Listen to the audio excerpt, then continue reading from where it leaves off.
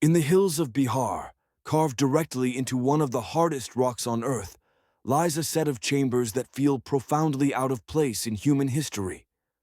They are known today as the Barabar Caves, and on the surface, they appear modest. Low entrances cut into ancient granite ridges, unadorned, almost unimpressive.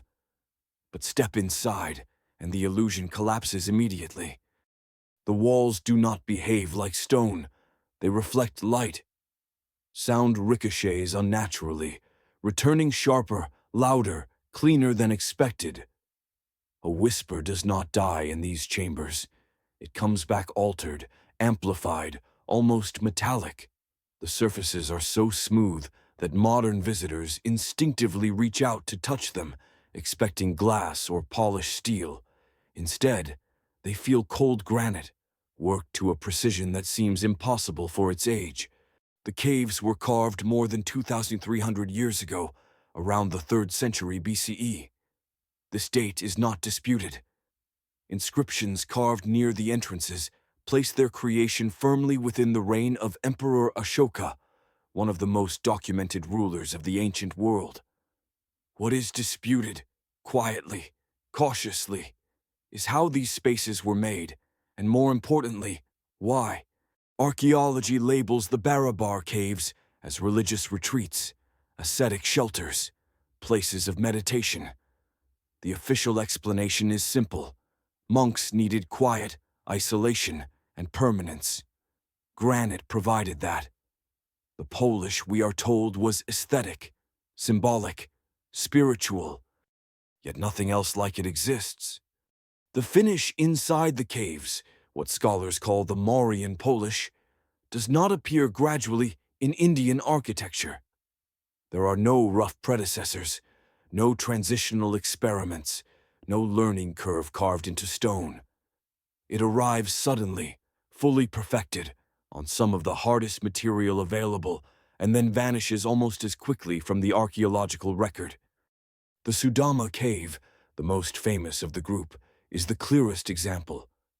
Its interior walls are so uniformly flat that when scanned with LiDAR in 2022, the data revealed deviations measured in millimeters across entire surfaces. This level of flatness rivals modern machine tooling. Achieving it today would require powered grinders, industrial abrasives, and sustained mechanical pressure. The official explanation remains that this was done by hand, using stone tools, sand, and time. How much time is rarely discussed. Granite is not limestone. It does not yield easily. Polishing it to a mirror sheen across curved interiors would require generations of uninterrupted labor, with no visible tool marks left behind. And yet, there are no signs of trial and error, no abandoned half-polished chambers, no evidence of failure. The caves feel less like religious spaces and more like prototypes, precise, deliberate, controlled. They also feel sealed, not in the sense of being closed today, but in the way they were conceived. The entrances are narrow, easily blocked. Once inside, the geometry simplifies. There are no unnecessary alcoves, no decorative reliefs, no statues carved into the walls. The design prioritizes enclosure, isolation, acoustic containment. Sound behaves strangely here for a reason.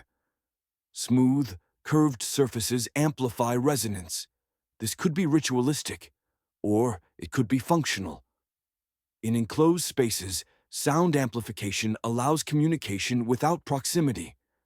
It allows voices to travel through chambers without open corridors. In underground environments, that matters. The 4 main caves, Sudama, Lomas Rishi, Karna Chaupar, and Visvakarma, are carved into the same low ridge, yet they differ subtly in layout, orientation, and interior geometry. Each feels like a variation on a theme, as if multiple solutions were being tested against the same unknown requirement. One emphasizes acoustic resonance, another emphasizes spatial compression, another minimizes internal complexity altogether. If these were temples, they are strangely undecorated. If they were shelters, they are strangely precise. Ashoka's inscriptions state that the caves were donated to the Ajivikas, a little understood sect that believed all events in the universe were predetermined. Absolute fate, no free will, no deviation. According to their philosophy, everything that would happen had already happened, in some cosmic sense. This belief alone sets them apart. But what is more unsettling is what happened later. In several inscriptions, the word Ajivika appears damaged, deliberately chiseled away. Not eroded by time, not broken by collapse. Removed. As if someone, centuries later, wanted to erase the association between the caves and the group to whom they were supposedly dedicated. Historians suggest political suppression, religious rivalry, doctrinal cleansing. But erasing a name does not erase a structure, and structures remember their purpose better than texts do. The Barabar caves were not built for visibility. They were not meant to dominate a skyline or impress a population. They hide in plain sight, merging into the rock itself. From a distance, they disappear entirely. Their entrances are the only human signatures, and even those are minimal. This is not how power advertises itself. This is how survival hides. Ancient India is filled with stories that modern scholars politely label mythological. Weapons that burn brighter than 1,000 suns. Cities turned to ash. People poisoned by invisible forces. Lands rendered uninhabitable. These stories are usually treated as metaphor, allegory, poetic exaggeration. Yet the Barabar caves are not poetic. They are engineered. They do not explain anything. They simply exist, silent and finished, as if waiting for something that never came, or came and left no witnesses behind. And this raises a question that archaeology rarely asks directly. Why would a civilization invest such precision, effort, and secrecy into underground granite chambers? If the danger they feared was temporary, you build temporary shelters for wars. You build permanent ones for extinction-level threats. The Barabar caves are permanent. What makes the Barabar caves especially difficult to dismiss is not just their finish, but their timing. They appear during a period when surface architecture in the region was still evolving, still imperfect, still marked by tool scars and asymmetry. Temples above ground were experimental. Stone carving was improving, but inconsistent. Nothing else from the same era shows this level of internal precision. It is as if two technological timelines briefly overlapped. One struggling toward refinement, one already complete. The caves also show no evidence of long-term occupation. There are no soot marks from fires, no food waste, no living debris.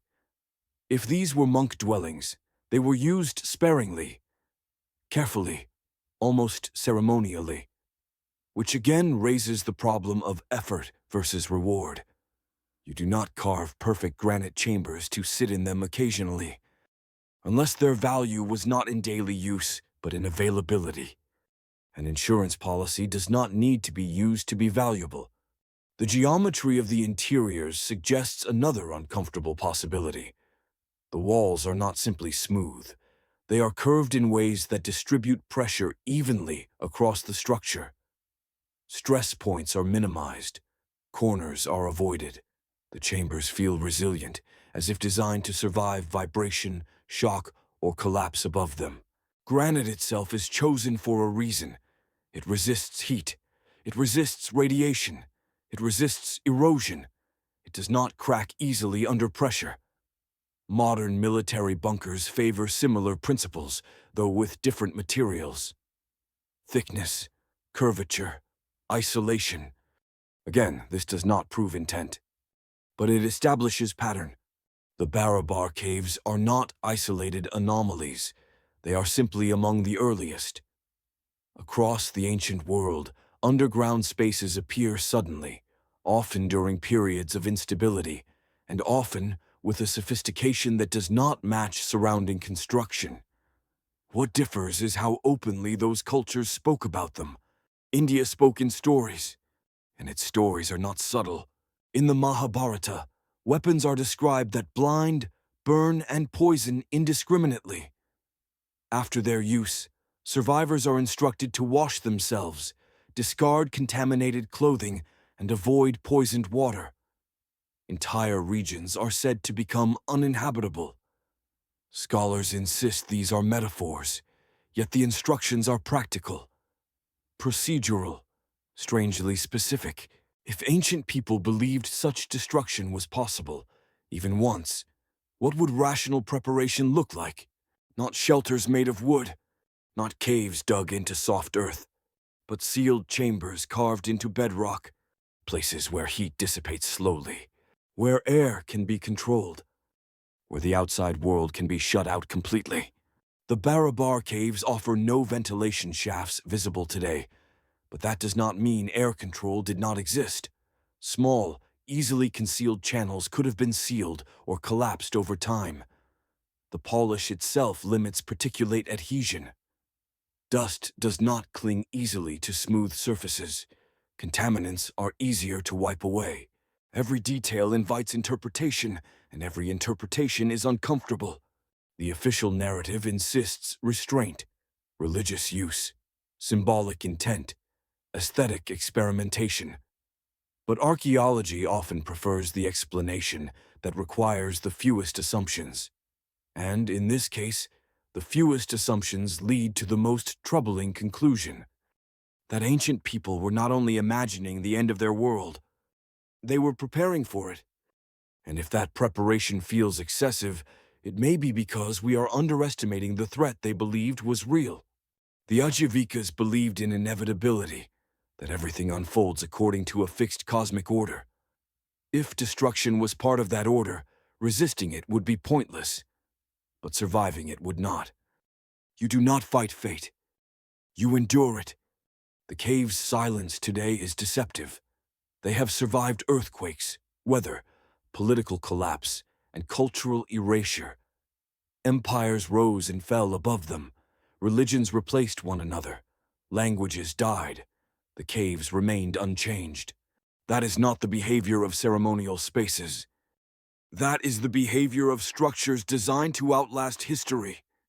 And Barabar may not even be the most advanced example. It may simply be the earliest one we are willing to acknowledge. Because further west, beneath farmland and villages that look harmless from above, entire populations once learned how to disappear underground, leaving behind not polished stone, but scratched warnings, names, and dates, carved by people who believed they might never return to the surface again.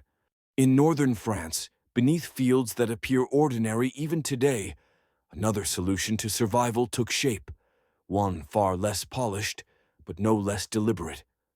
The chalk beneath the Somme region is soft compared to granite, easy to carve, and riddled with natural voids. Over centuries, those voids were expanded, reinforced, connected, and quietly transformed into something else entirely. Not mines, not cellars, refuges. What became known as the underground city of Naurs did not begin as a single project. It accumulated, layer by layer, corridor by corridor, as if each generation added its own contingency plan, responding not to a single catastrophe, but to the expectation of recurring collapse. By the time it reached its final form, Naurs consisted of hundreds of chambers spread across multiple levels, capable of sheltering several thousand people. It had wells dug deep enough to remain uncontaminated by surface events. It had ventilation shafts carefully angled to disperse smoke and prevent detection. It had chapels, kitchens, livestock rooms, and narrow choke points that could be defended by a handful of people against many. This was not improvisation. It was doctrine. What distinguishes Naur from Barabar is not intent, but attitude. Where Barabar hides its purpose behind perfection, Naur's documents fear openly. The walls are covered with names, dates, symbols, and messages scratched by hand. Soldiers, Families, entire communities marking their presence underground. Some inscriptions are calm, others are desperate. They suggest prolonged stays, weeks, months, possibly longer. They also suggest expectation. People did not hide underground hoping for quick resolution. They prepared to remain. The official explanation is familiar. Invasions, raids, war, plague, all real threats, all sufficient, individually, to justify temporary refuge. But again, the scale raises questions. You do not build a subterranean city capable of sustaining thousands unless the surface is expected to become fundamentally unsafe, not briefly, but repeatedly. And you do not continue expanding such a network for centuries unless each generation confirms that expectation. The chalk tunnels of northern France were used across vastly different eras, by different populations, under different rulers. The enemy changed. The shelter remained. That continuity matters. It suggests that the underground solution was not tied to a specific war or invader. It was a standing response to instability itself. And, like Barabar, Naurs is hidden in plain sight. From above, nothing reveals what lies beneath. No monuments, no markers. The entrances were concealed, integrated into ordinary structures, or deliberately obscured. Knowledge of the underground was local, inherited quietly, passed down without documentation. Because documentation creates targets. This principle appears again and again. True survival infrastructure avoids attention. It avoids glory. It avoids explanation. Its success depends on being forgotten until needed. The scratched messages on Naur's walls are therefore anomalous. They break the rule, and that makes them valuable. They are evidence of people who believed their descent might be permanent. Some inscriptions include prayers, others include names of entire families. Some include only dates, repeated multiple times, as if counting days or marking survival. None describe victory, none celebrate escape. They mark endurance. The difference between hiding and enduring is subtle, but critical. Hiding assumes danger will pass. Enduring assumes danger is the new normal. At some point, the underground stops being a refuge and becomes an alternative world. That transition is visible archaeologically. When underground spaces gain infrastructure rather than decoration, when storage outweighs symbolism, when geometry prioritizes control rather than aesthetics, intent shifts. The builders may not articulate that intent in words, but stone preserves it. And once that shift occurs, the logic spreads. Because underground survival is contagious. One successful refugee becomes proof of concept. Others copy it, improve it, adapt it to local conditions. Hard rock here, soft chalk there, desert elsewhere, forested hills in another region. Different materials, same fear. And this is where the pattern becomes impossible to ignore. Barabar represents precision and secrecy. Naurs represents scale and persistence. Both respond to the same assumption, that the surface world is not reliable. That assumption is older than modern warfare, older than industrial pollution, older than nuclear physics. It is embedded in architecture, not philosophy.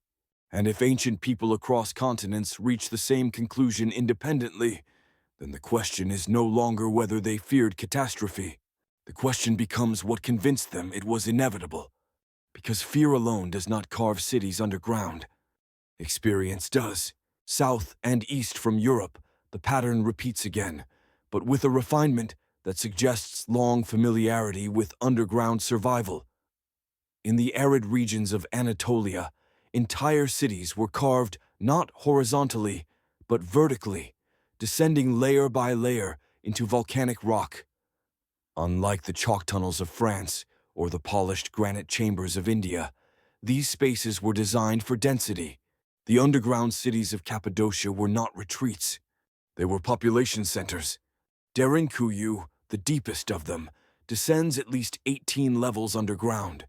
Its true depth remains uncertain because some passages are deliberately collapsed, sealed, or inaccessible. What is known is enough to be unsettling. Living quarters, food storage, pressing rooms, wells that could not be poisoned from the surface, ventilation shafts engineered to supply oxygen even when the city was sealed completely. And it could be sealed. Massive circular stone doors, each weighing hundreds of kilograms, were positioned at strategic choke points. These doors could be rolled shut from inside, locking entire sections of the city. From the outside, they were nearly impossible to breach. The defenders did not need numbers, they needed patience. This is not defensive architecture meant for skirmishes. It is architecture designed for siege conditions lasting months or years. Unlike Barabar, Cappadocia shows clear evidence of long-term habitation. People lived, worked, raised animals, and practiced religion underground. Children grew up without sunlight. Entire generations may have known the surface only as something dangerous. The official explanation is again invasion, raids, empires passing through, and all of that is true.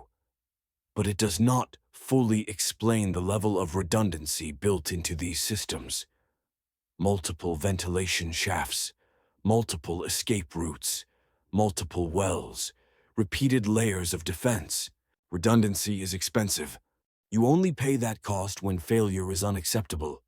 The entrances to these cities were hidden beneath ordinary homes, barns, and courtyards. From above, nothing marked them as special. Even residents might not know which house concealed an access point.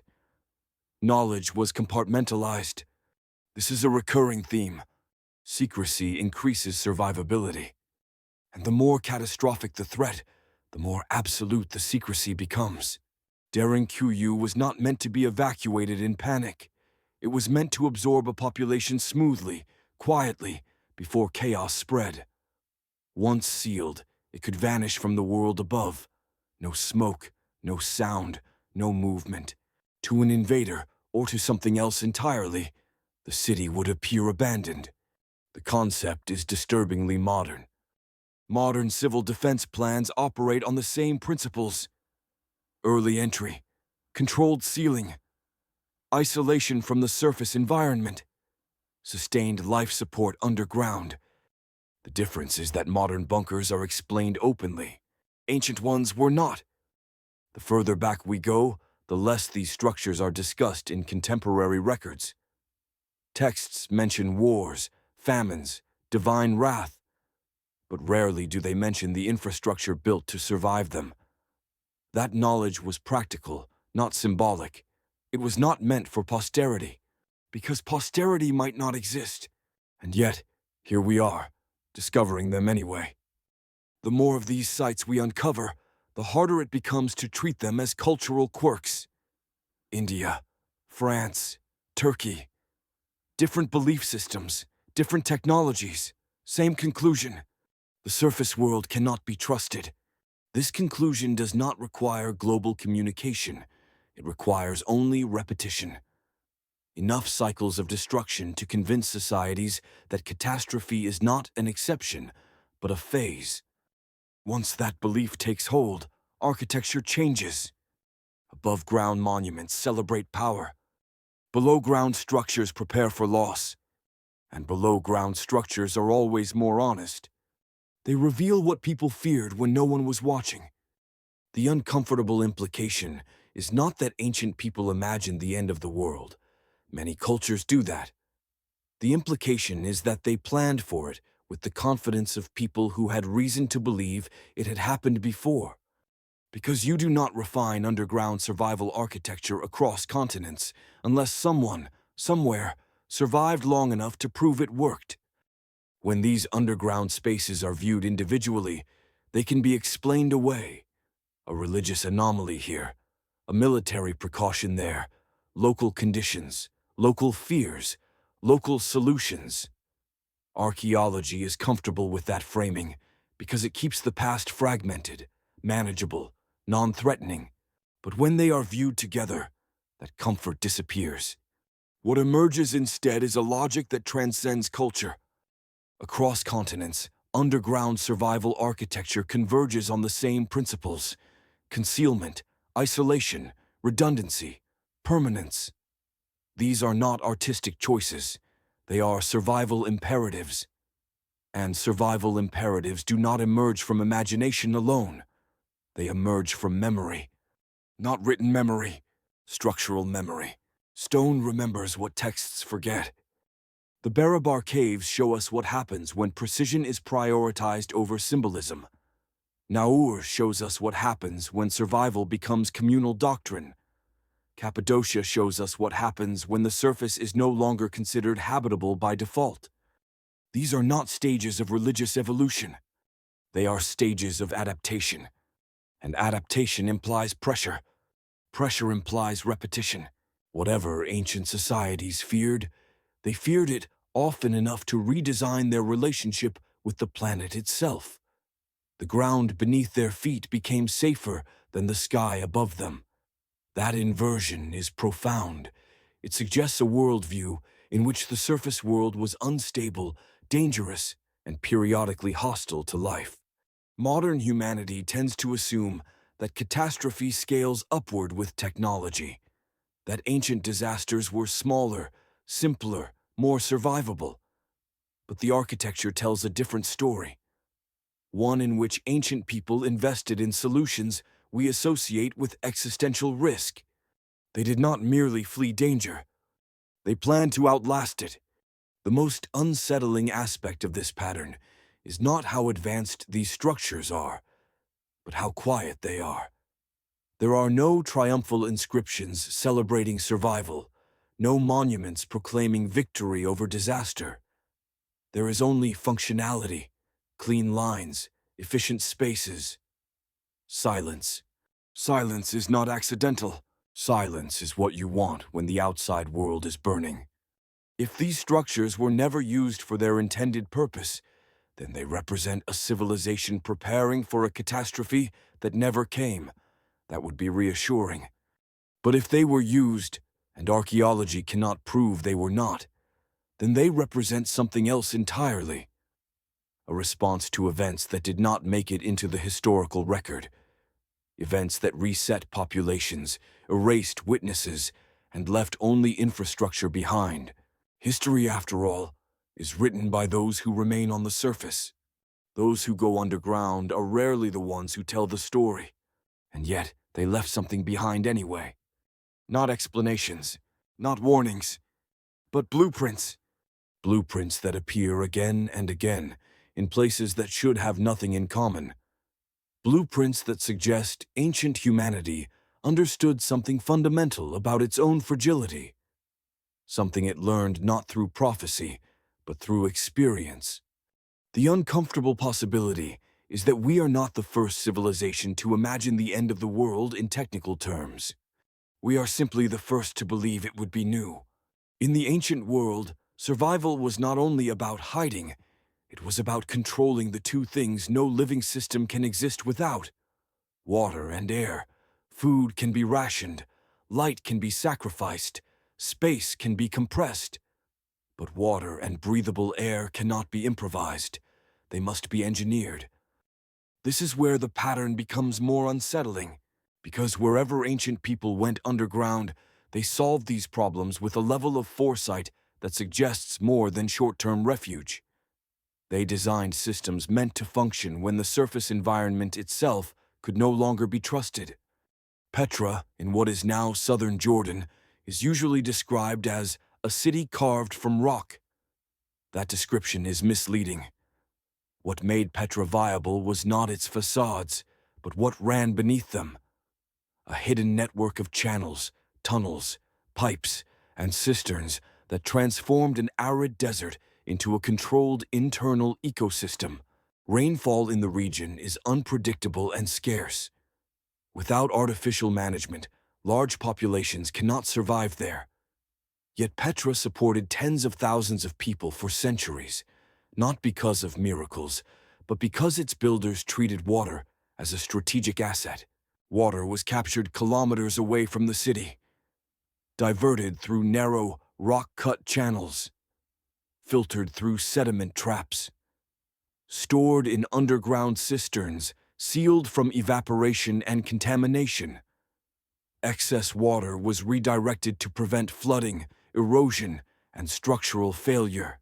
This was not convenience. This was resilience. Most importantly, much of this system was invisible from above. The lifelines of the city were buried, protected, and compartmentalized.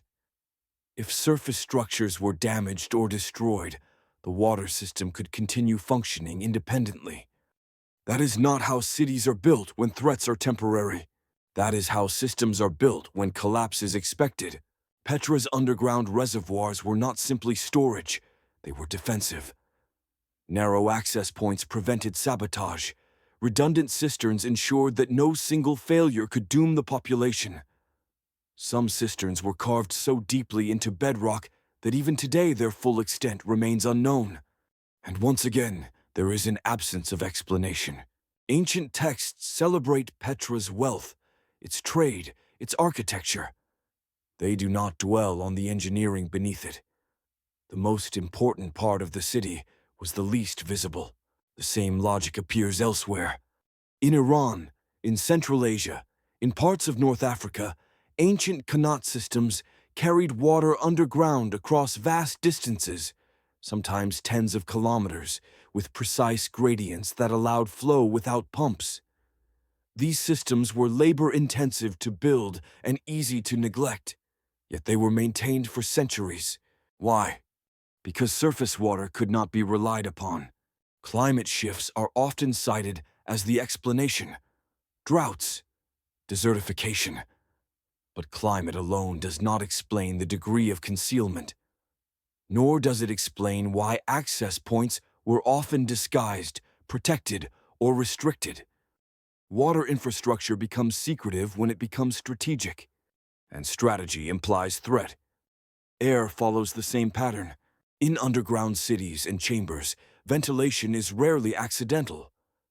Shafts are angled, narrowed, and sometimes bent sharply to prevent smoke, debris, or contaminants from entering. In Cappadocia, ventilation shafts served multiple levels, branching internally while remaining narrow at the surface. Some were deliberately hidden inside courtyards or rooms. Air was not just supplied, it was controlled.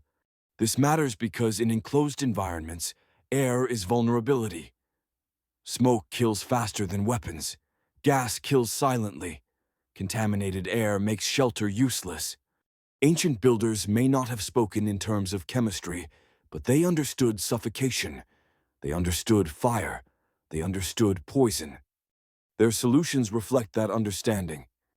Smooth walls reduce particulate buildup. Curved passages limit pressure waves. Narrow shafts prevent drafts that could carry smoke downward.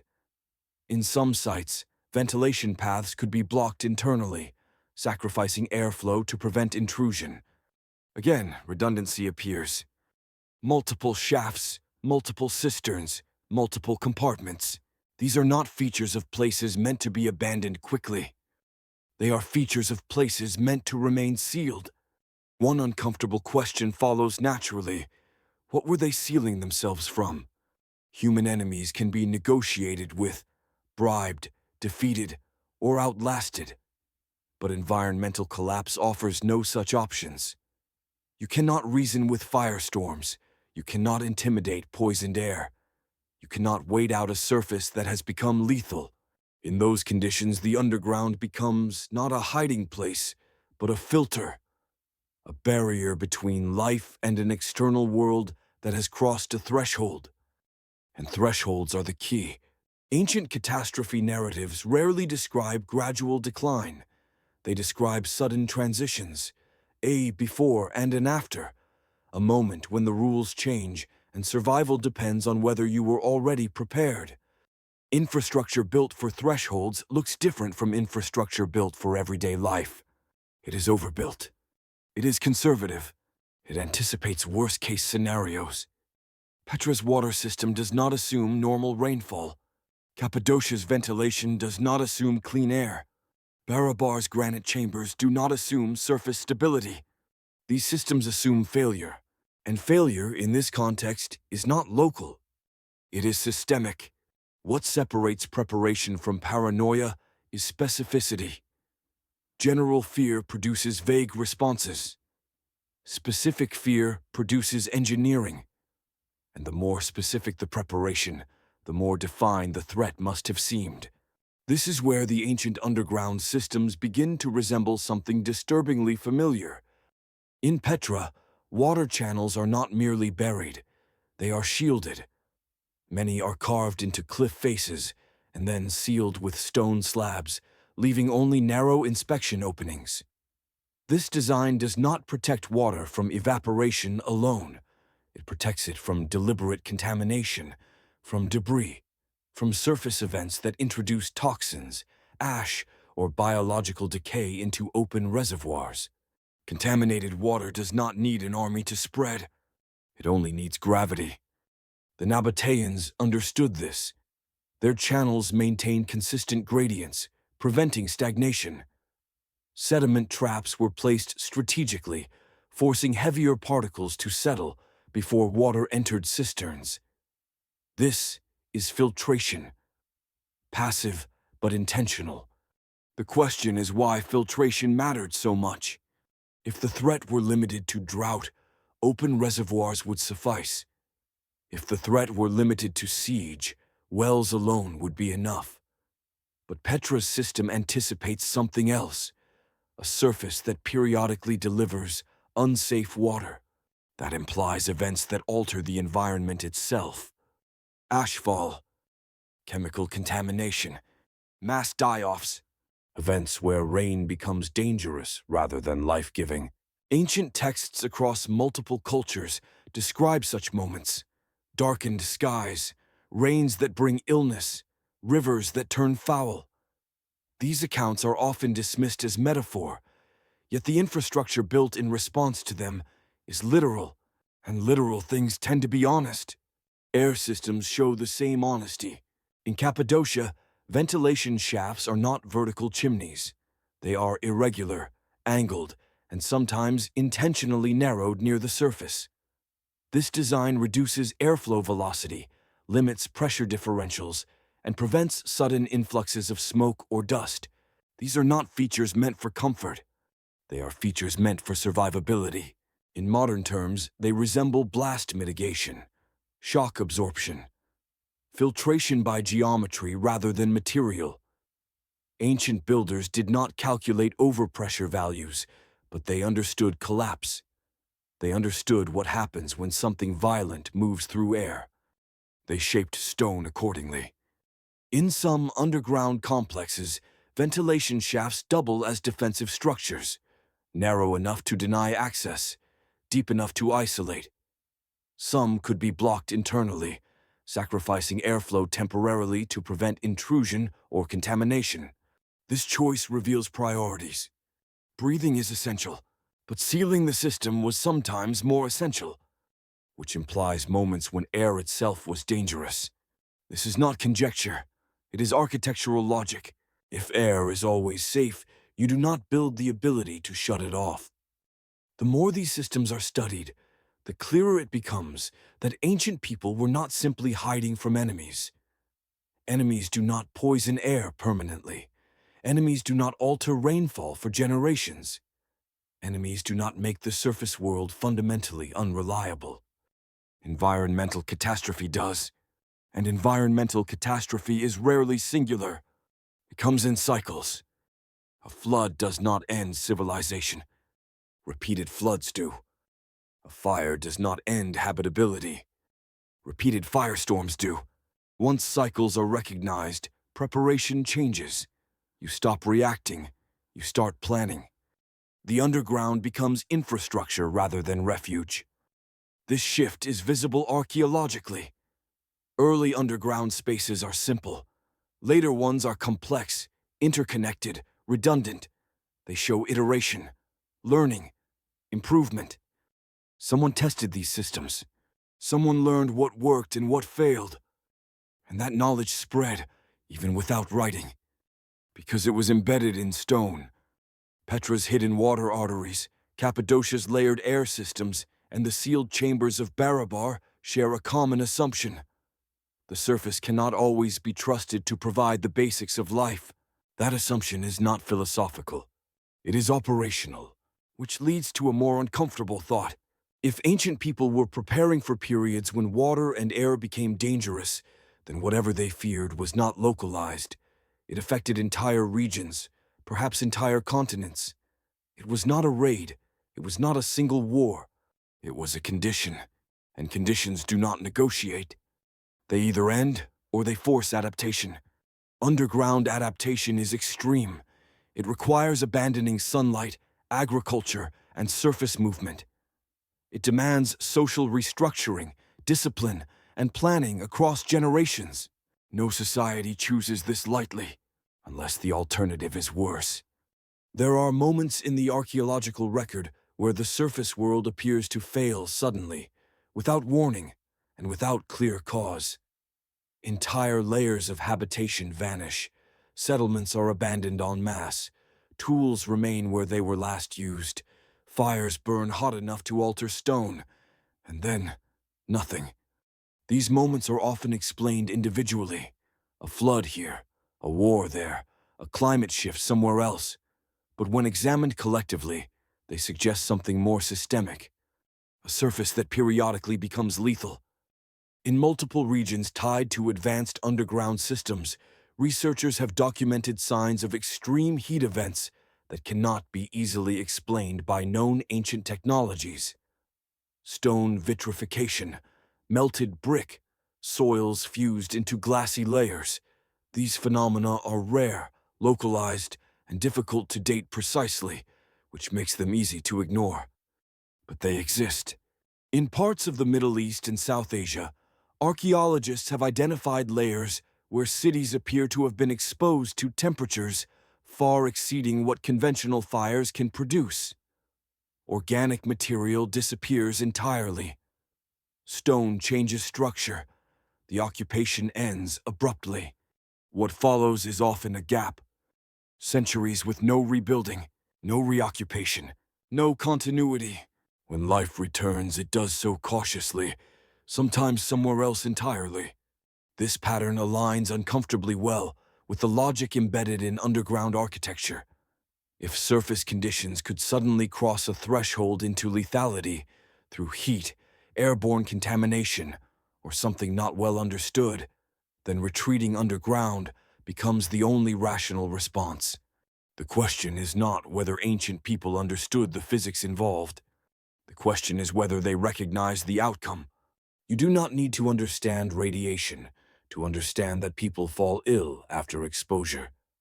You do not need to understand atmospheric chemistry to notice that air can kill. You do not need to understand thermodynamics to recognize heat that turns cities into ash. Experience is enough, and experience leaves marks. Ancient texts often describe these events obliquely. Fire from the sky, the sun behaving strangely, days without light, rains that burn.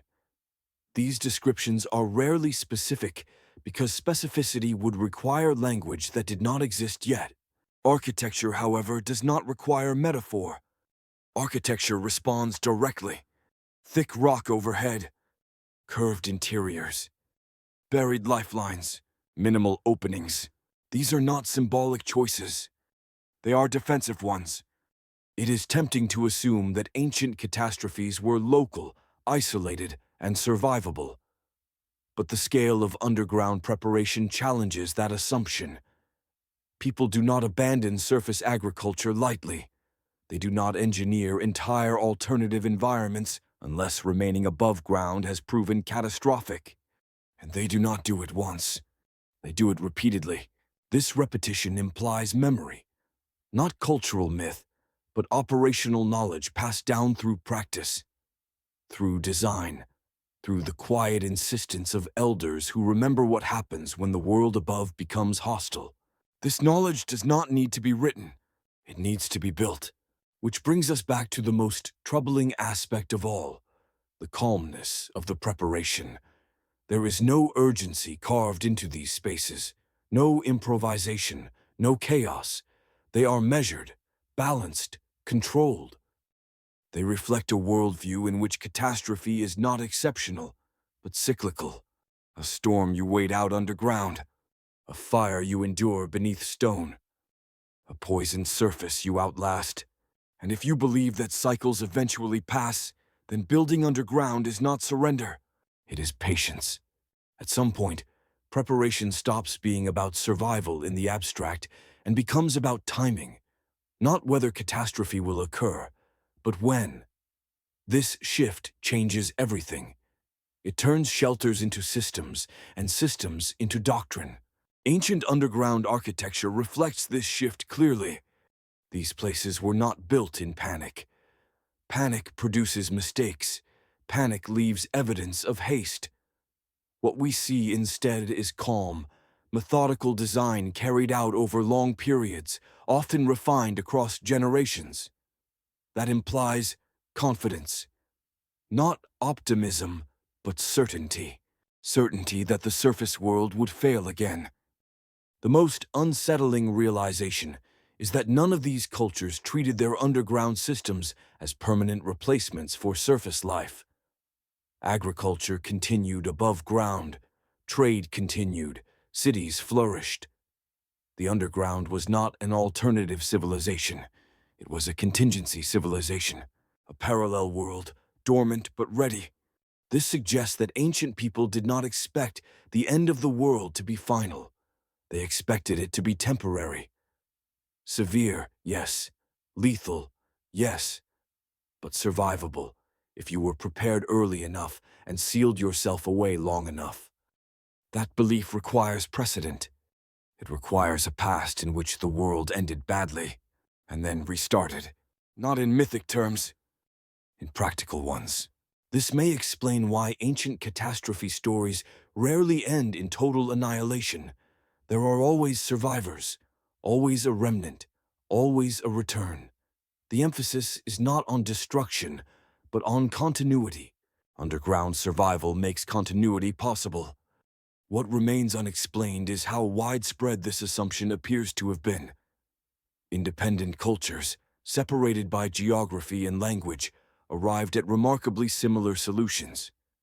Similar thresholds, similar priorities, similar tolerances for isolation. They did not communicate these ideas openly.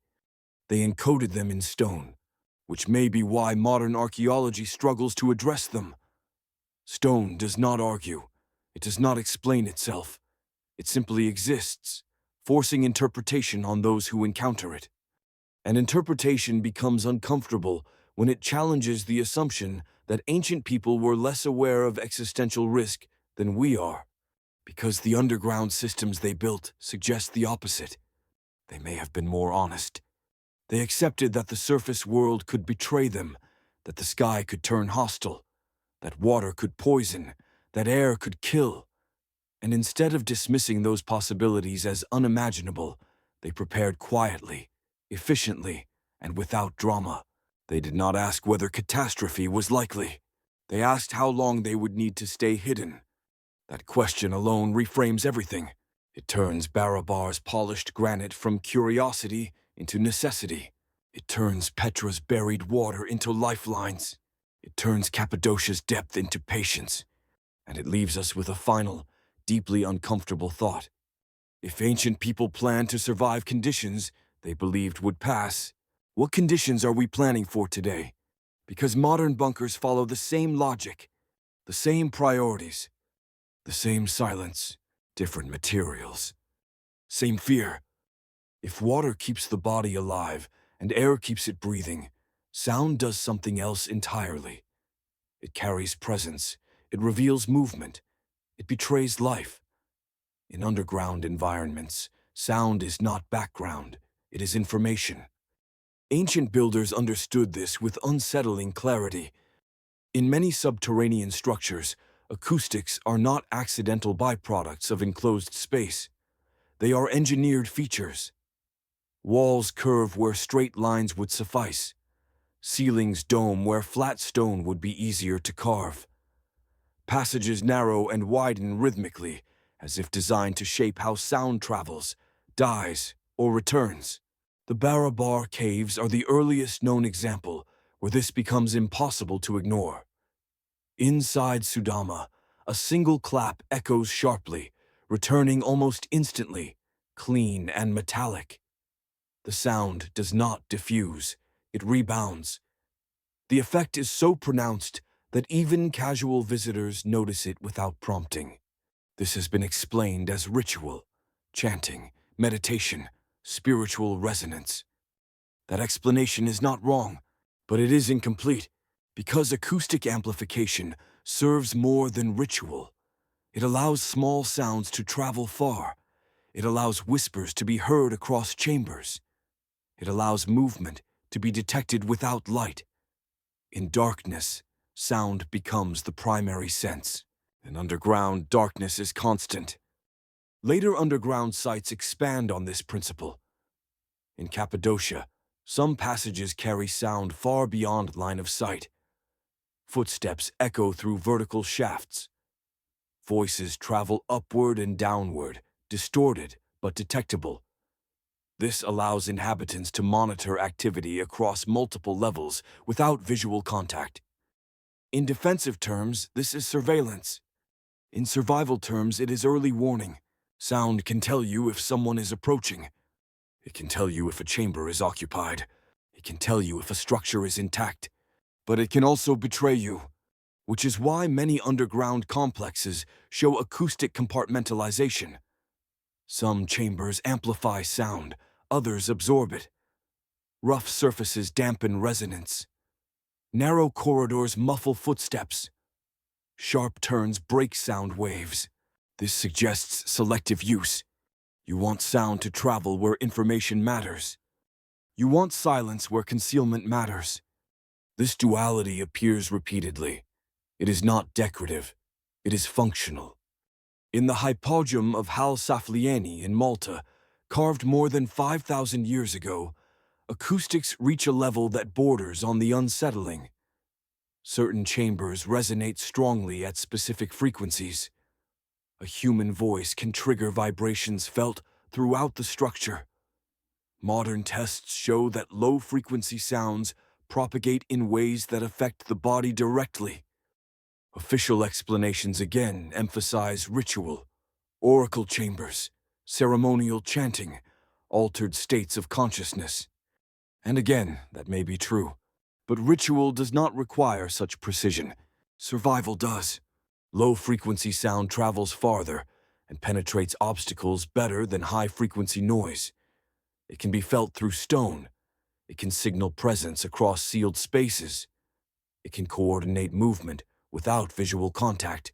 In an underground environment where light is limited and open communication risks detection, sound becomes infrastructure. The more advanced the underground site, the more intentional its acoustics appear. This is not speculation. Measurements confirm it. Some chambers resonate strongly at narrow frequency bands. Others suppress echoes entirely. This level of control implies testing, and testing implies use, which raises a question rarely asked. Why would ancient people invest in acoustic optimization underground unless sound played a critical role in extended subterranean life? Short-term hiding does not require it. Long-term habitation does. Especially when populations are large, resources are limited, and mistakes can be fatal. Noise attracts attention. Silence preserves safety. But absolute silence is dangerous too. It hides problems, structural shifts, intrusions, collapse. So ancient builders balanced both. They created places where sound could be summoned deliberately and suppressed elsewhere. This is not mysticism. It is systems thinking. And systems thinking appears again and again in places designed to endure conditions where visibility fails, which suggests that underground survival was not envisioned as passive waiting. It was envisioned as active monitoring, listening for change, listening for danger, listening for the moment when it was safe to return. There is a moment in prolonged underground habitation when sound becomes more reliable than sight. Light is fragile. It requires fuel. It can be extinguished accidentally. It can betray position instantly. Sound, by contrast, moves without revealing a source. It bends. It reflects. It carries information through obstacles. Ancient underground builders appear to have recognized this threshold. In extended subterranean environments, acoustics stop being aesthetic and start being strategic. The placement of chambers, the curvature of walls, and the length of corridors begin to reflect an understanding of how sound behaves under confinement. This is not something learned theoretically. It is learned through experience. In Cappadocia, some tunnels narrow abruptly before opening into larger chambers. This creates pressure differentials that alter how footsteps and voices propagate. A person moving quickly creates a distinct acoustic signature. A person moving slowly can almost disappear. These are not accidental effects. They are predictable consequences of geometry. In defensive terms, this allows differentiation between threats and residents. In survival terms, it allows order. Large underground populations cannot rely on visual supervision. They rely on sound cues, rhythms of movement, familiar echoes, deviations from the norm. A sudden silence where sound is expected can be as alarming as noise where there should be none. Sound becomes a diagnostic tool. This is why many underground complexes include chambers that appear redundant architecturally but make sense acoustically. Empty spaces, domed cavities, seemingly purposeless voids. They act as resonant nodes, amplifying certain frequencies while suppressing others. In modern engineering, these would be called acoustic filters. Ancient builders did not name them, they shaped them. The Hypogeum in Malta demonstrates this principle at an extreme level. Certain chambers resonate strongly at frequencies produced by the human voice, while others dampen resonance almost completely. This allows controlled transmission. A sound made in one location can be felt elsewhere, while remaining inaudible to those in between. This is not theatrical. It is selective communication. In sealed environments, where corridors can be blocked and sections isolated, such communication is essential. It allows coordination without exposure. It allows leadership without movement. It allows response without panic, which again suggests long-term planning. Short-term shelters do not require communication networks. People wait. They hide. They endure briefly. Extended underground life requires structure. Structure requires information flow. Sound provides that flow, but sound also carries danger. Underground, excessive noise attracts attention in unpredictable ways. It travels farther than intended. It reveals patterns. It exposes presence to anyone listening. This duality, sound as both lifeline and liability, appears to have shaped underground design profoundly. Areas meant for gathering amplify sound. Areas meant for concealment absorb it. Residential spaces are acoustically muted. Transit corridors are variable. This is zoning. It implies regulation, which implies governance. Underground survival is not simply physical. It is social. Noise discipline becomes as important as rationing. One careless sound can compromise an entire population. One uncontrolled echo can reveal occupied space. This reality is reflected in how ancient underground spaces feel today. Visitors often report an instinctive urge to lower their voices, to move carefully, to listen. The architecture enforces behavior without instruction.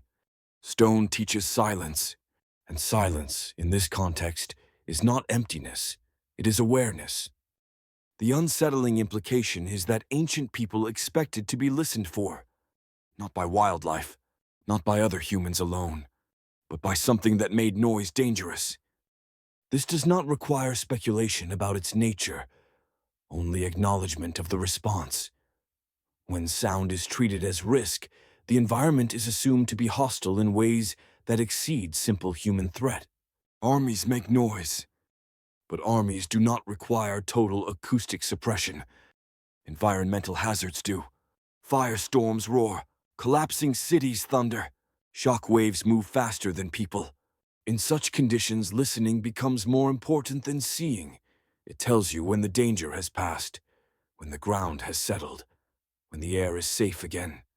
Underground acoustics optimized for detection rather than performance suggest patience. Waiting not for victory, but for quiet. The moment when silence means safety rather than fear. Fear behaves differently underground. On the surface, it spreads visually. You see smoke, you see crowds running, you see destruction coming toward you. Underground, fear travels through sound or the absence of it. Ancient builders appear to have understood this psychological dimension as well as the physical one. In sealed environments, prolonged silence is not calming. It is oppressive. It amplifies uncertainty. Every small sound becomes magnified in meaning. A distant vibration could be structural stress. A faint echo could be movement. A sudden stillness could signal danger rather than safety. Underground survival therefore requires more than shelter. It requires control over perception. This may explain why some subterranean spaces are designed to generate sound deliberately. Dripping water, resonant chambers, controlled echoes. These create a baseline of noise, a reference point. Against that background, anomalies stand out immediately. This is a known principle in modern environments. Absolute silence is avoided in sensitive facilities because it distorts perception and increases stress. A constant, low-level signal stabilizes awareness. Ancient underground architecture appears to apply the same logic. In Cappadocia, water often flows audibly through channels carved into walls. In Petra, underground cisterns produce faint echoes when air moves across their surfaces. In Malta's hypogeum, resonance creates a continuous vibrational presence when even minimal sound is introduced. These are not accidents. They are acoustic environments. They regulate emotion as much as information. Long-term underground habitation without psychological collapse requires predictability. Sound provides it. A familiar echo means the structure is intact. A known resonance means the chamber is occupied, as expected. Silence in the wrong place becomes an alert. This transforms listening into a survival skill. Children growing up underground would learn spaces by sound rather than sight. Communities would recognize one another by footsteps, rhythm, cadence. Outsiders would sound wrong immediately. This creates a form of acoustic identity, which again implies duration. No society invests in perceptual conditioning unless it expects people to live that way for extended periods. At this point, the distinction between ritual and survival becomes increasingly blurred. Chanting, for example, is often cited as a purely spiritual act, but chanting also synchronizes breathing. It regulates heart rate. It creates predictable sound patterns. It reinforces group cohesion. In sealed environments, these effects are practical. The same activity can be sacred and functional at once. Modern categories struggle with this duality. Archaeology wants ritual to be symbolic. Engineering wants function to be rational. Ancient reality often merges the two seamlessly, which may be why modern interpretation keeps missing the point. If underground acoustic spaces were used during periods of extreme danger, then their role was not to induce mysticism, but to maintain order, awareness, and calm under conditions of prolonged confinement. Sound becomes structure, and structure becomes survival. This reframes the so-called oracle chambers and ritual halls entirely. They may not have existed to communicate with gods, but to communicate with each other, through walls, across levels, without exposure. In environments where leaving a chamber could be fatal, communication without movement is essential. Again, this is not speculative. It is architectural necessity. And when viewed this way, the underground world reveals itself not as a collection of strange religious sites, but as an interconnected philosophy of endurance, a philosophy that assumes the surface world will periodically become violent, unpredictable, and unsafe.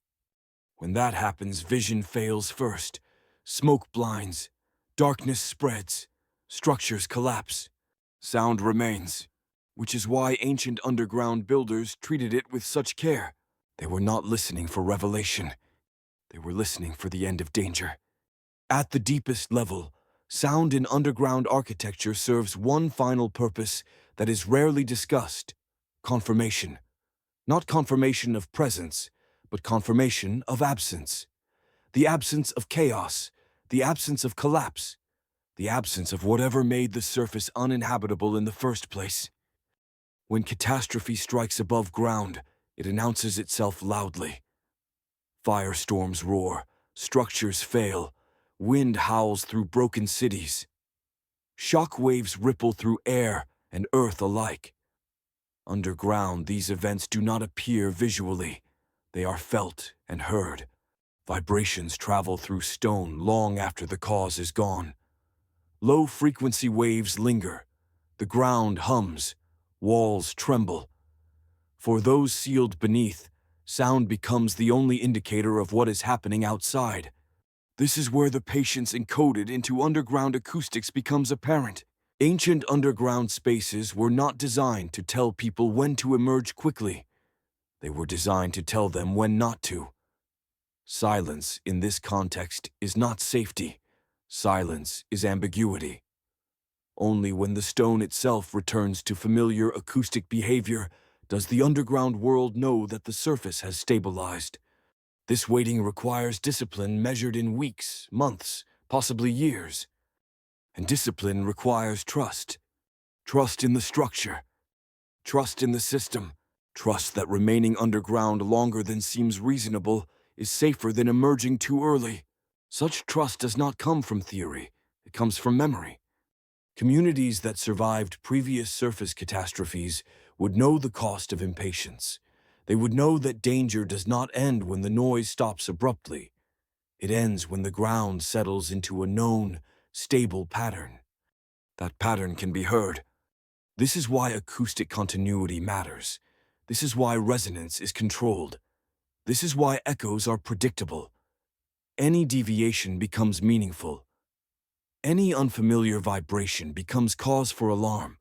Underground architecture, in this sense, becomes an instrument, a sensor array built from stone and void. It listens constantly, even when its inhabitants sleep. The silence these places enforce today is misleading.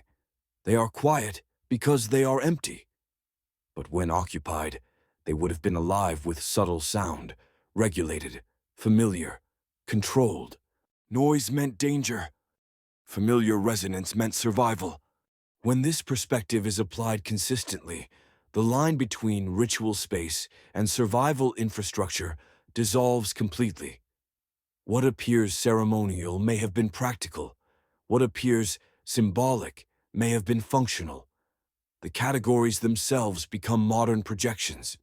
Ancient people did not divide their world the way we do. They did not separate engineering from belief or survival from meaning. They built what they needed, and they explained it in the language available to them. Stone did the rest. By the time a civilization reaches the point where it designs underground spaces to listen rather than to be seen, something fundamental has shifted. The threat is no longer external and visible. It is environmental, pervasive, indifferent. You cannot fight it. You cannot negotiate with it. You can only wait. This may be the quietest and most unsettling lesson of all. Ancient underground architecture does not scream panic. It whispers endurance. It does not promise salvation. It promises survival, conditional, disciplined, and patient.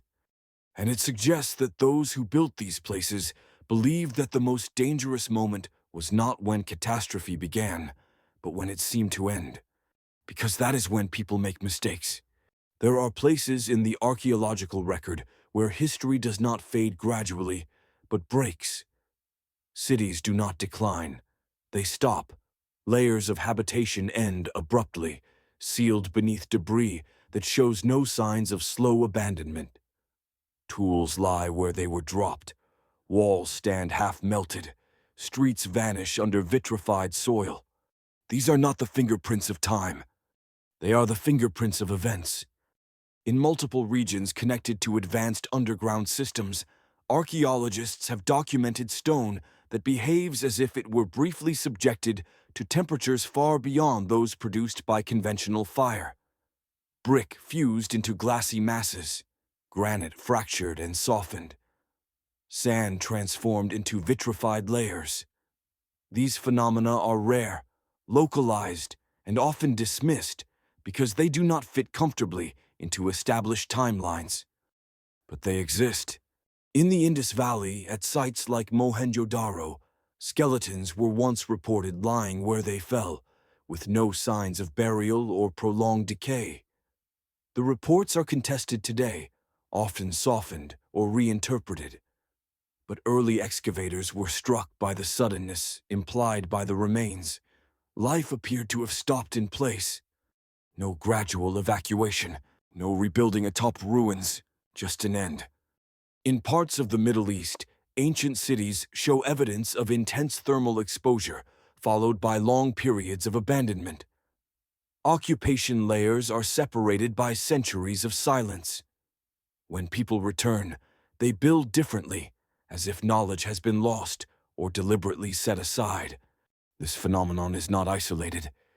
Across the ancient world, there are dark gaps in history. Periods where writing ceases, monumental construction halts, trade networks collapse, population density drops sharply.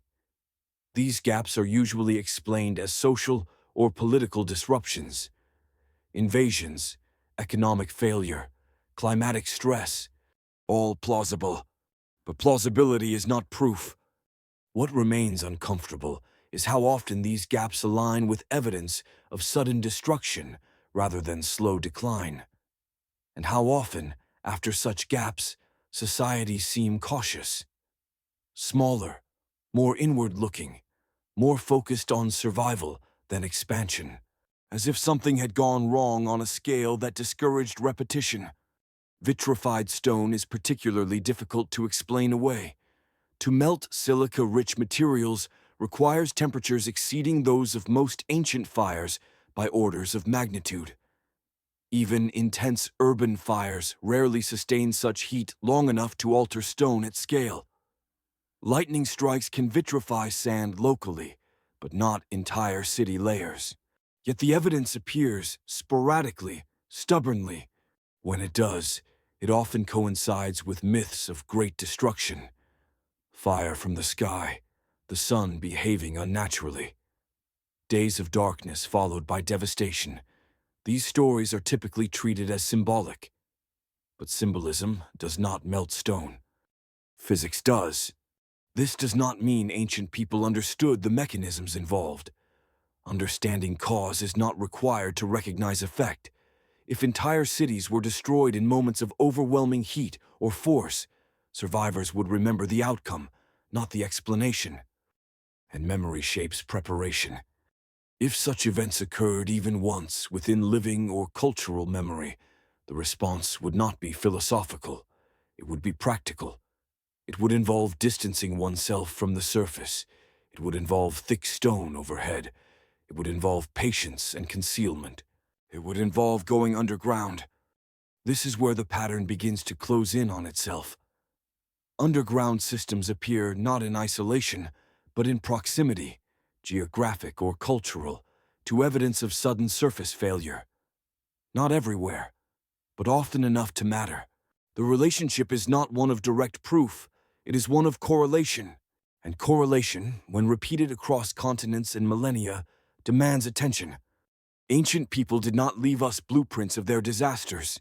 They left us their responses. And those responses suggest that the surface world was not merely dangerous, but intermittently uninhabitable. One of the most troubling aspects of these destruction layers is not their intensity, but their selectivity. Entire regions are affected, while nearby areas remain untouched. Some cities are erased, others persist. This unevenness complicates simple explanations like climate change or gradual environmental decline. Catastrophes that act slowly tend to leave gradients. Catastrophes that act suddenly leave scars. And scars are visible in stone. In several ancient sites, vitrification appears only on exposed surfaces, as if heat came from above rather than below. Walls show signs of thermal shock on one side, while protected interiors remain intact. This suggests brief, intense exposure rather than prolonged burning, a moment of extreme conditions rather than a drawn-out disaster. This matters because it changes how people would respond. Slow decline allows adaptation on the surface. Sudden lethality does not. If the surface can become deadly without warning, then permanent underground readiness becomes rational. You cannot wait for confirmation. You cannot rely on evacuation. You must already be sealed. This may explain why some underground systems appear underutilized archaeologically. They were not meant to be lived in continuously. They were meant to be entered before disaster, not during it. Preparedness without constant use leaves few traces. It also explains the absence of written testimony. Survivors emerging generations later may not fully understand what their ancestors fled from. They inherit the structures, not the memory. Over time, function becomes ritual. Survival infrastructure becomes sacred space. This transition is visible repeatedly. Shelters become temples. Storage chambers become sanctuaries. What once protected life becomes symbolic of endurance. Symbolism is safer than explanation, because explanation invites questions. Another recurring detail complicates the picture further. Orientation. Many ancient cities and structures are aligned astronomically. Solstices, equinoxes, cardinal directions. This is often interpreted as religious cosmology, but orientation also provides timing. If catastrophic events were seasonal or cyclical, alignment would matter. Knowing when danger was most likely would be as important as knowing where to hide. Calendars carved into stone could function as warnings as much as celebrations. This idea remains speculative, but it fits the broader pattern. Ancient societies embedding survival knowledge into durable forms, architecture, orientation, geometry, rather than fragile texts. Stone survives collapse. Paper does not. The more one examines these patterns, the more difficult it becomes to view ancient catastrophe narratives as purely mythological. Myths exaggerate, but they rarely invent from nothing.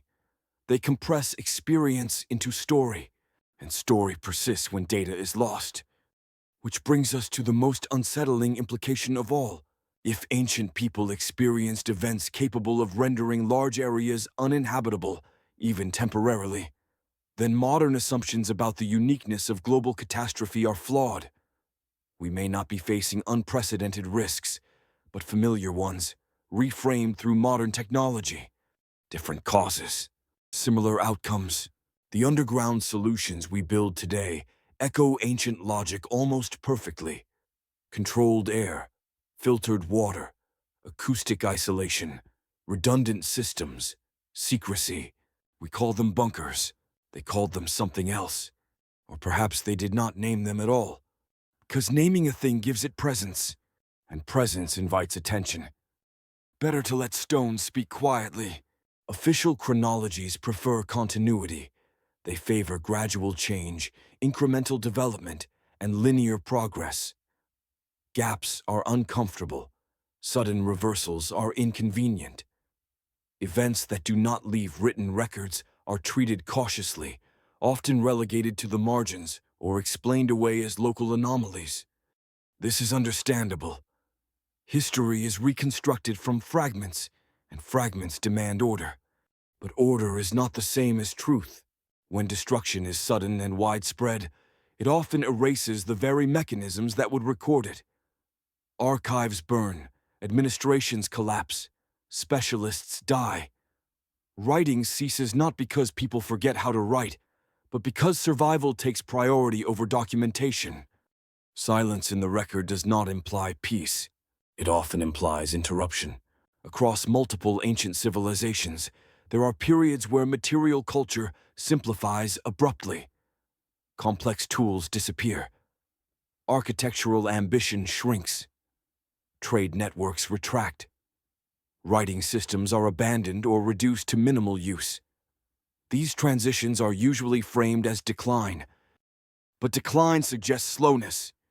What the evidence often shows instead is compression, a narrowing of priorities, a retreat from complexity.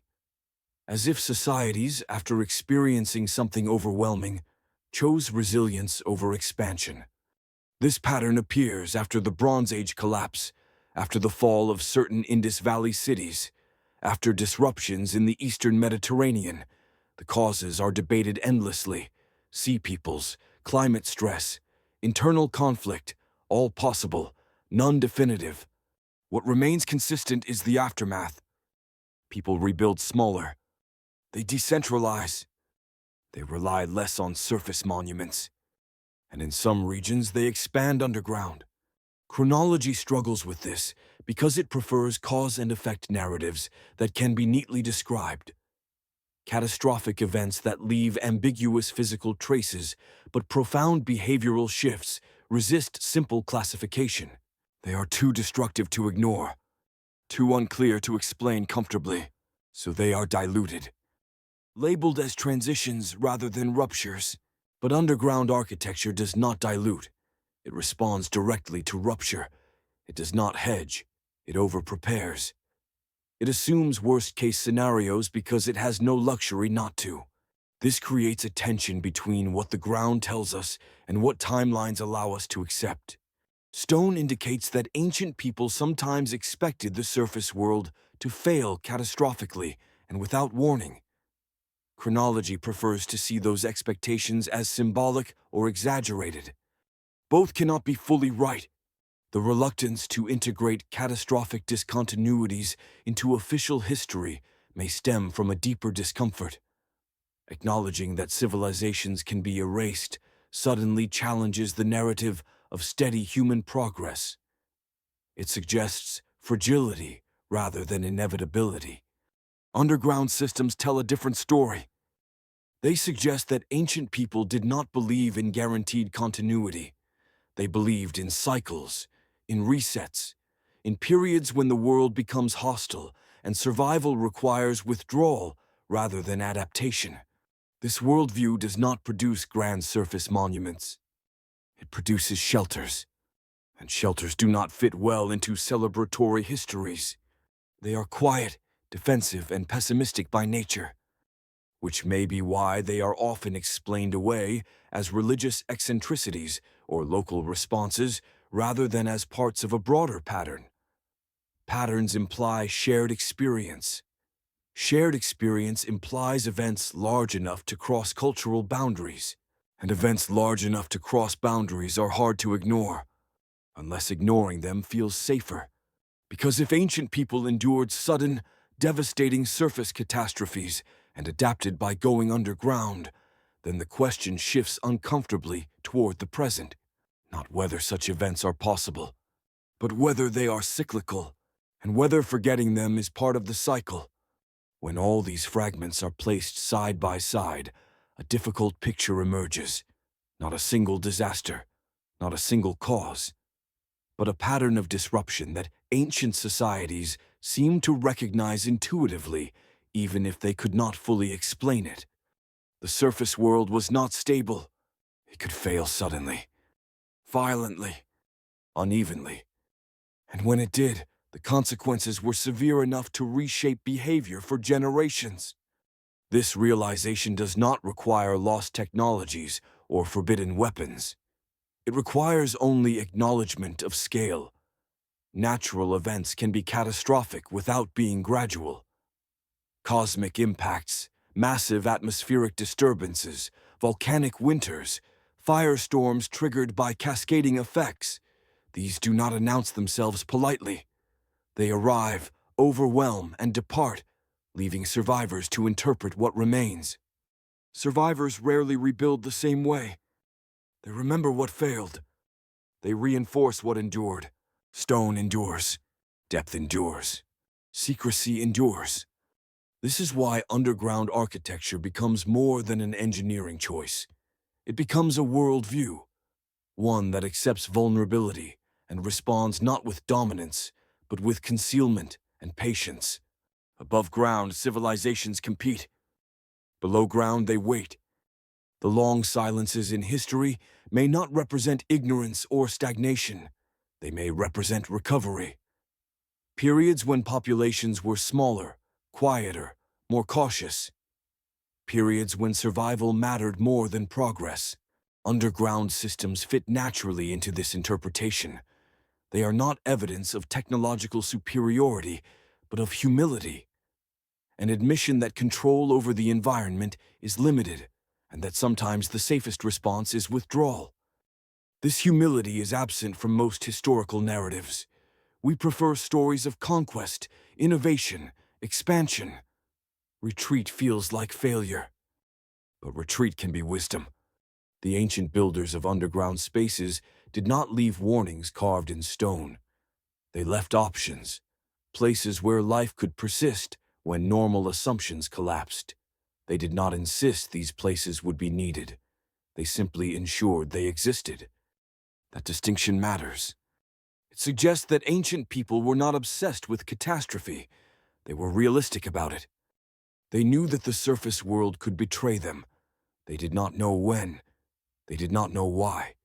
They only knew that when it happened, preparation would matter more than explanation.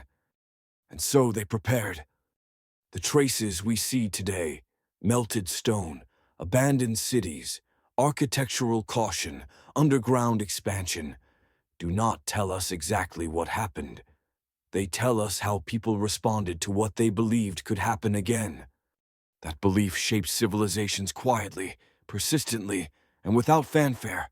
It may still be shaping ours. What remains most striking, after examining centuries of underground preparation, is not what ancient people built, but what they chose not to say. There are no manuals describing the end of the world, no explicit instructions carved into stone warning future generations of what to expect, no unified doctrine explaining why so much effort went into places meant to be unseen. Silence here is intentional. Ancient societies recorded almost everything they valued publicly. Kings, victories, gods, laws, even failures when they could be framed as moral lessons. But preparation for total collapse rarely appears as a named concept.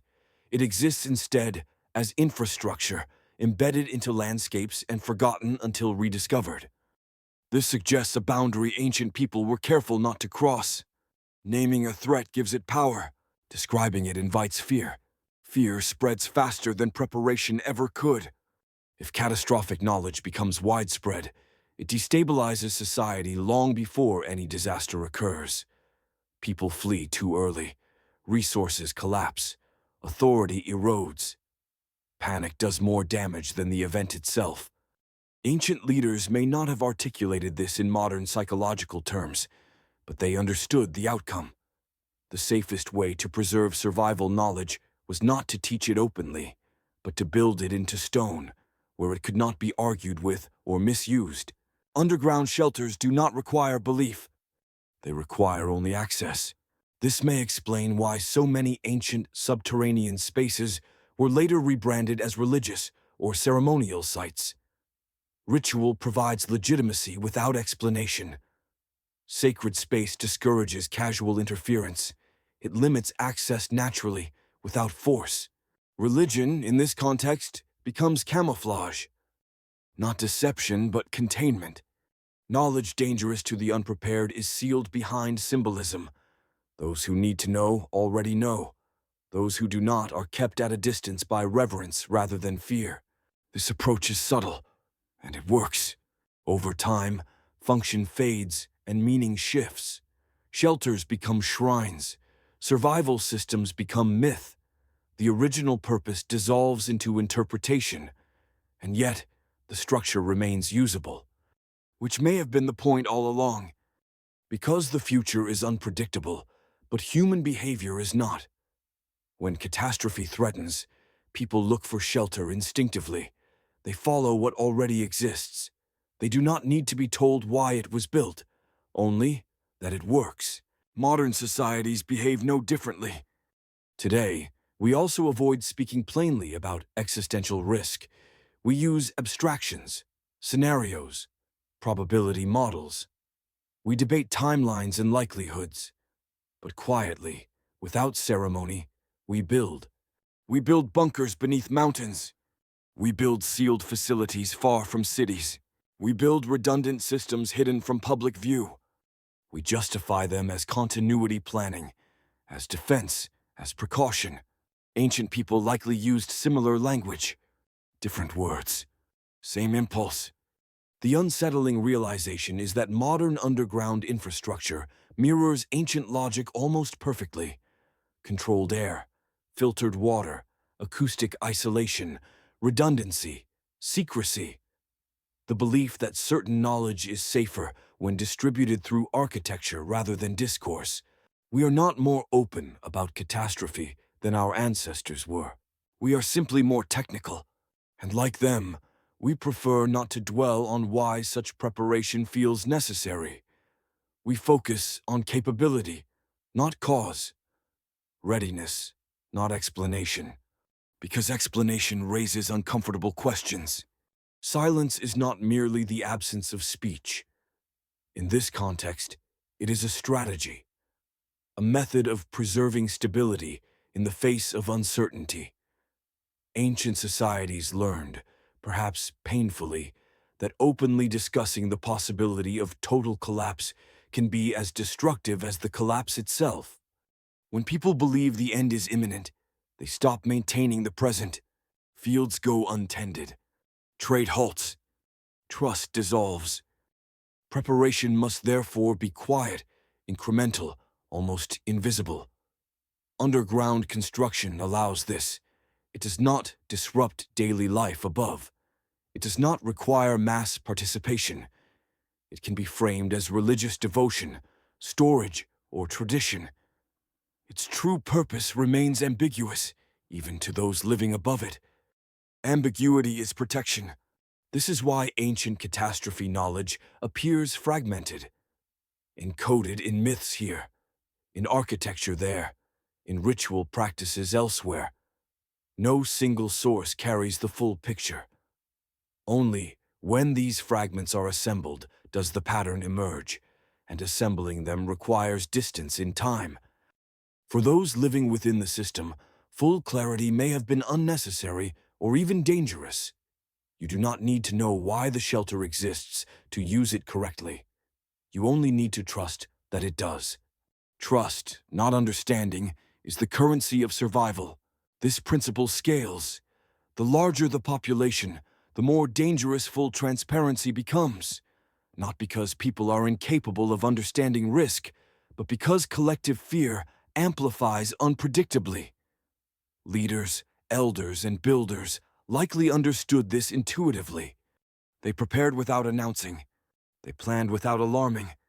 They built for futures they could not describe. And then they let time do the rest. This approach leaves modern researchers in an uncomfortable position. We expect knowledge to be explicit, documented, and justified. When it is not, we assume it did not exist. But ancient societies operated differently. Knowledge could be practical without being verbal, shared without being written, preserved without being named. Stone remembers what language abandons. This is why underground structures endure while explanations decay. The shelters do not argue their purpose. They simply wait. They are usable regardless of interpretation. That universality is not accidental. A shelter that requires belief fails when belief changes. A shelter that requires only entry does not. This may be the most enduring insight ancient people left behind. They did not try to convince the future. They equipped it. And that choice reveals a certain pessimism about human nature. People forget. They deny. They reinterpret. They argue endlessly about causes while ignoring preparation. By embedding survival options into the physical world, ancient builders bypassed debate entirely. They trusted stone more than memory. This trust appears again in how these structures were distributed. They are not centralized. There is no single ark meant to save everyone. Instead, there are many shelters, scattered, varied, adapted to local conditions. This decentralization increases resilience. It accepts inequality of outcome as unavoidable. Not everyone will survive, but someone will. This acceptance is brutal, but realistic. It avoids the illusion of total salvation and focuses instead on continuity. Life, not civilization, is what matters most at the deepest level. And continuity does not require explanation. It requires survival long enough for rebuilding to occur. At the end of this pattern lies a conclusion that ancient societies never stated outright, but acted upon consistently. That the greatest threat was not destruction itself, but complacency. Not ignorance, but denial. Not fear, but the belief that fear was unnecessary. This belief kills preparation faster than any catastrophe. Ancient people appear to have understood something modern societies struggle with, that catastrophic risk does not announce itself clearly, and that waiting for certainty is a form of surrender. You do not get confirmation before the surface becomes unsafe. You only get aftermath, which is why they built before they knew. They did not require precise predictions. They required margins of safety, depth, redundancy, silence, time. Time above all. Underground survival is ultimately about buying time. Time for the environment to stabilize. Time for toxins to dissipate. Time for fires to burn out. Time for skies to clear. Time for whatever broke the surface world to finish breaking it. Time does not favor the exposed. It favors those who can wait. This perspective reframes ancient underground architecture entirely. These places were not monuments to fear. They were investments in patience. They represent societies willing to accept short-term loss of sunlight, of comfort, of openness, in exchange for long-term continuity. That trade-off is not intuitive. It requires maturity. It requires leadership willing to prepare for outcomes that may never occur within their own lifetimes. It requires restraint in the face of prosperity.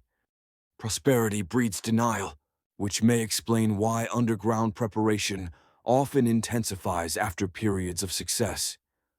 Wealth provides resources to build. Stability provides the illusion that such preparation is unnecessary. Why societies prepare anyway? Others do not. This distinction is invisible in surface ruins. It becomes visible only underground. What ancient people ultimately left behind was not a warning of apocalypse, but a manual for surviving uncertainty. A recognition that the world does not owe continuity to any civilization, that stability is temporary, that resilience must be built quietly, without expectation of recognition. They did not assume progress was permanent. They assumed disruption was inevitable, and they designed accordingly. This assumption may be the most uncomfortable inheritance of all, because it challenges the modern narrative that catastrophe is an anomaly rather than a recurrence. It suggests that the question is not whether the surface world will face periods of extreme hostility again, but whether we will be prepared when it does. Ancient people answered that question with stone. We answer it with data, models, and quiet construction beneath mountains. Different tools, same silence. Perhaps the most telling continuity is this. Just as ancient shelters were later explained away as religious or ceremonial curiosities, modern preparation is often downplayed, reframed, or obscured. The language changes. The intent remains. No one likes to dwell on the fragility of the surface world, but fragility does not disappear when ignored. It only surprises those who refuse to plan for it. When the pattern is followed to its quiet conclusion, what remains is not a prophecy, but an attitude, a way of thinking about existence that does not rely on optimism or despair, only on acceptance. Ancient societies did not assume the world was safe. They assumed it was survivable, conditionally. That condition was preparation. Everything else was secondary. They did not build underground because they expected to live there forever. They built because they expected not to live above ground all the time. The surface was treated as a phase, not a guarantee. A place of activity, growth, and visibility, but also exposure to forces beyond control. By contrast, the underground represented control through limitation, limited space, limited movement, limited sound, limited light. These constraints were not viewed as punishment. They were viewed as protection, a narrowing of life in order to preserve life itself. This philosophy does not celebrate humanity. It tolerates it. It accepts that civilizations overreach, that systems fail, that nature, chance, or forces, not fully understood, periodically reset the board, and that survival depends less on dominance than on withdrawal. This is not a hopeful worldview. It is a durable one. The absence of explicit warnings in ancient records may not be oversight or loss. It may be intentional restraint. To warn too loudly is to invite panic.